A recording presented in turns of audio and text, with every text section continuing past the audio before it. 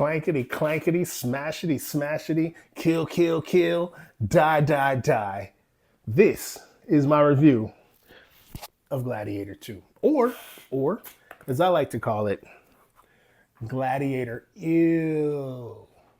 I'm going to spoil this movie because I didn't like it. So I caught it yesterday, and it was like, I can't lie. I did not care for this film. I walked out of the theater, and the draft house employees asked me what I thought. And I quickly made a sour face and said, Gladiator 2 is god awful. And I'm not going to bite my tongue for Ridley Scott. This movie was bad. This movie made me want to leave in the middle. This movie forced me to grit my teeth to make it to the ending, an ending I did not appreciate. In my mind, Gladiator 2 is about two things. Twin emperors destroying the Roman Empire, played by Joseph Quinn and Fred Heschinger, and a white kid related to the dead hero from the first Gladiator film, 16 years before, or 24 years before for us since it came out in 2000. And he gets there and he's acting like he doesn't remember where he's from. Luckily, Denzel Washington is there. Unfortunately, the first thing Denzel does is buy a slave and turn him into a gladiator. Yeah, I get it. That's what it was like back then. Still, I don't want to watch a movie where Malcolm X buys a slave, tries to kill that slave, and then still loses that battle. Denzel Washington is the villain. Denzel Washington believes in the rule of strength. Denzel Washington dies at the end of Gladiator 2 after being unable to pierce Lucius's dad's armor while he's helpless at the bottom of a river. I found that to be very stupid. And I know people are going to hate me for saying this, but Gladiator 2 is a little racist. Ridley Scott has a reputation for Hollywood racism, so I'm not pulling this out of nowhere. Sure. Denzel Washington is great in the film, but if you're black and you speak, you're gonna die.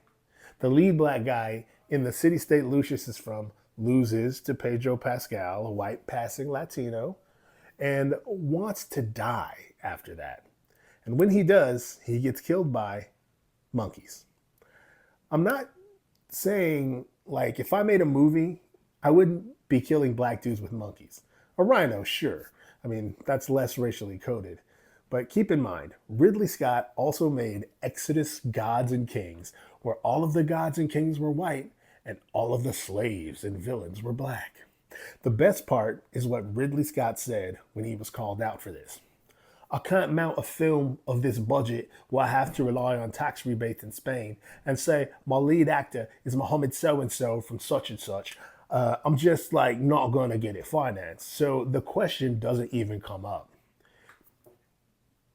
If he would have left that last bit out about the question not coming up, I'd give more grace to anyone trying to prove Ridley Scott is not racist. But that attitude is essentially the entire problem.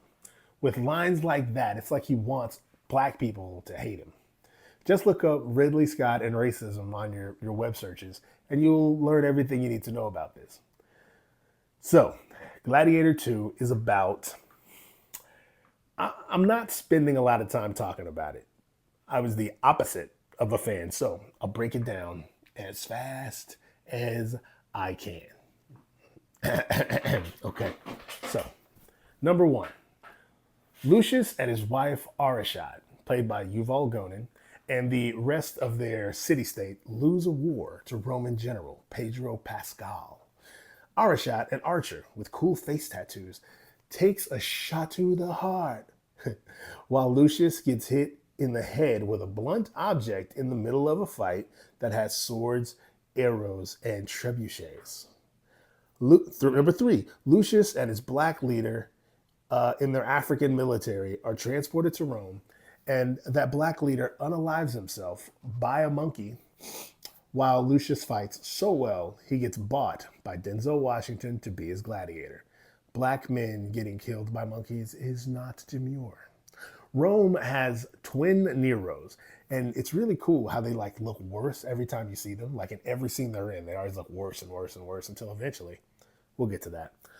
They want to show Pedro Pascal love for all of his victories with some good old fashioned gladiator games.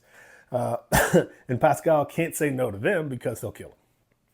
Pedro Pascal and his wife, Lucilla, played by Connie Nielsen, are planning to take over Rome from the twin emperors because they're bad for business.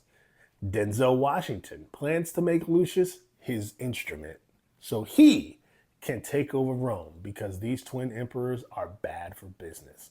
Then there's like a bunch of fights and a cool gladiator boat fight.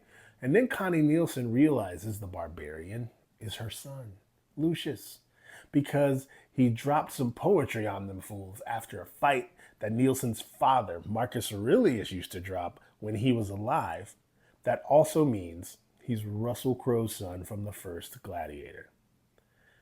I don't know what kind of concussion these games cause to make you break out into old man poetics, but Lucius has it. When his mother goes to his cage to see him and see if it's really him, Lucius acts all brand new and yells at her and makes her leave. Number 11, a senator owes Denzel Washington tons of money. So Denzel owns the senator's house now. Interestingly, a bit of pimp game. Denzel gets the secrets. Pedro and Connie's maid told him. He gets the secrets that Pedro and Connie's maid told the senator. So Denzel tells the twin emperors to end Pedro and Connie's plans to overthrow them. Number 12, Pedro Pascal dies in a fight with Lucius and isn't even trying to kill him. Like General Pascal kills four guys, defends himself from his wife's grown son, and he and Lucius, both bloodied, quit fighting. Then the Praetorian Guard shoots many, many arrows into Pedro Pascal, and he's dead. 13, Denzel Washington and his machinations leave the twin emperors murdered and leave Denzel poised to be the next leader of Rome. And I just like to say, good job, Denzel. I really wish the movie would have ended right there. So I think the 14th thing is that, I don't know, some other bullshit happens. It's whatever. And then the last thing that happens, number 15, Lucius kills Denzel Washington, despite my hopes that Denzel would pull off a victory. And then Lucius gives a speech about honor and stuff and looks for Connie Nielsen, who's been shot with an arrow, and Denzel Washington grabs some dirt. I'm sorry. Lucius grabs some dirt, just like Russell Crowe did in the first Gladiator. The end. This movie, man, it just didn't do it for me. I tried to stay awake and I couldn't for at least 10 minutes. Like, was this kind of epic violence captivating to me when I was younger?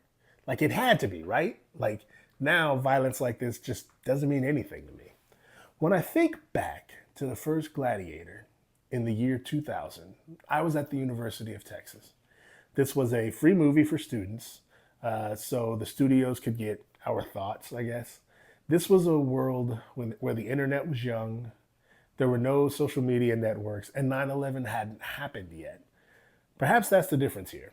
I thought I liked the first movie the first time around, but then again, Gladiator had a plot. But back then, I didn't know or care what that plot was. I'm telling you, no one I've spoken to since I've seen this movie even remembers Lucius going away at the end of it. But I'm telling you, I never think about the Roman Empire.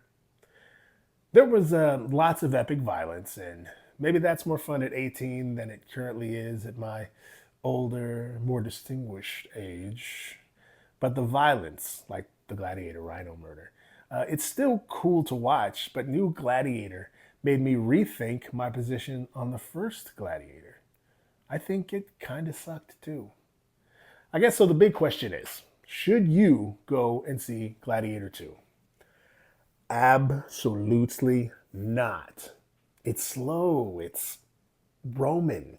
I've noticed that any movie about ancient Greece or ancient Rome leaves way too much up to fate or the gods. Reciting poetry after a gladiator battle, acting brand new to a mother you haven't seen in 16 years and pretending to be someone else, the twin emperors pretending they're gods when they decide who gets to live or die. I don't want to do that anymore. Gladiator 2 is a movie about violent gladiators clashing. Sounds fun, but it's kind of not. Once again, you are under no obligation to listen to me. I wish I hadn't wasted my $2 on the film Alamo Movie Pass, baby, and will think twice before seeing anything Ridley Scott is involved in. While I'd like to stand by my claim that Ridley Scott is some sort of Hollywood racist, it's hard to do this to the man who was behind the only gangster movie I've ever sat through other than The Godfather, which was for a class, and that movie is American Gangster, which also stars Denzel Washington. So what can I say? People are complicated. And I still hate movie scores, but if I gave one to you for Gladiator 2, it would be 2 out of 10. 1 point for Denzel Washington, and 1 point for the other hundreds of people it takes to make films, the great ones and the terrible ones. I personally think this movie was god awful, and their talents should have been used on making something different. Once again, I never think about the Roman Empire, so take from that what you will. Also, check out my musical legacy, Mike Dynamo, Supercrime, whenever that comes out. And as always, if you like this, share it. If you love this, subscribe. And if you can't live without that Mike Dynamo magic, put a few dollars down on my Substack, my website, thedynamoverse.com, or on my Mike Dynamo Patreon. I do have one. So yeah, thanks a lot for listening, and I will see you guys on the next one. Bye, bye, bye, bye, bye.